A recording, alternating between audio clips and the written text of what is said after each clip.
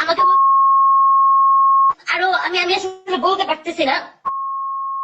আমি জানি না একটা বিশ্ববিদ্যালয়ের শিক্ষার্থীর মুখের ভাষা কি করে মানে এতটা লো কোয়ালিটির হইতে পারে। আমি হল প্রশাসনের কাছে বিচার চাই। তখন হল প্রশাসন বলে তোমরা মারামারি করছো, আমি তো মারামারি করি নাই। আমি আমার জীবনে 13টা বছর হোস্টেলে কাটাইছি। আমি জানি হোস্টেলে কি করে মেনটেন করে চলতে হয়।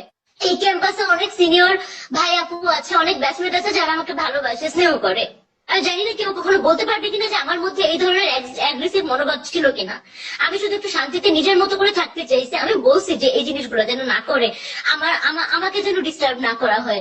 সেই জায়গায় আজকে আমার নামে অ্যাপ্লিকেশন আসতেছে, সেই অ্যাপ্লিকেশন প্রশাসন আমাকে পাঠাচ্ছে। আর আমি যখন অ্যাপ্লিকেশন দিলাম, আমি যখন প্রমাণ সহ দেখাইলাম যে আমাকে অ্যাবিউজ করা হচ্ছে, আমার গায়ে মারধর করা হচ্ছে, সেটার ব্যাপারে প্রশাসন কি সিদ্ধান্ত নিছে আমি আসলে জানি না। আমার বিরুদ্ধে যদি এখন প্রশাসন থেকে, হল প্রশাসন থেকে চিঠি আসে, তাহলে আমার এখন কোথায় যাওয়া উচিত? ইউনিভার্সিটি প্রশাসনের কাছে যাওয়া উচিত নাকি থানায় যাওয়া উচিত? মানে আমার ডিসেবিলিটিটা তো আমার দোষ হইতে পারে না।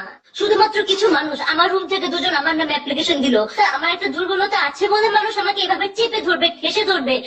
আমি কিছু বলতে পারতেছি না। আমার চুপ থাকাটাকে আমার দোষ মনে করতেছে, আমি ভিকটিম, অথচ এমন ভাবে তারা প্রেজেন্ট করতেছে যেন আমি ভিলেন, ওরা ভিকটিম। মাইর খাচ্ছি আমি, গালি শুনতেছি আমি, টর্চার হচ্ছে আমার উপরে, আবার অ্যাপ্লিকেশন আসতেছে আমার নামে।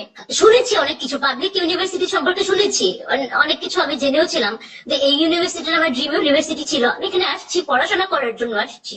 প্রত্যেকটা মুহূর্তে প্রতিটা প্রতিকূল পরিস্থিতির সাথে আমরা যারা ব্লাইন্ড আছি, আমরা যারা ডিসেবল স্টুডেন্ট আছি, তাদের ভীষণ রকম সাফার করে পড়াশোনা করতে হয়। যদি একটা সাফারের নমুনা বলি, আমাদের এক্সাম দিতে গেলেও মানুষের উপর ডিপেন্ডেন্ট হইতে হয়।